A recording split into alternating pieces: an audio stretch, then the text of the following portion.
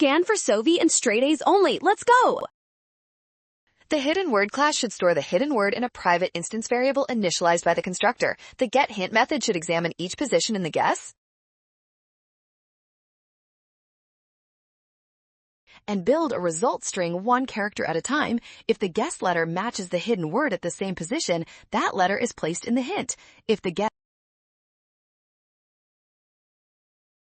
letter does not match in that position but appears somewhere else in the hidden word, A+ is placed in the hint. If the guess letter does not appear anywhere in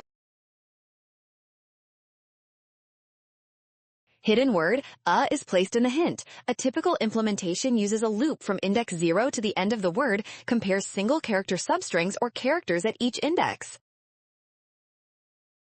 Great job tracing through that code. Remember to track each variable carefully. Practice with Sovi to build your Java debugging skills.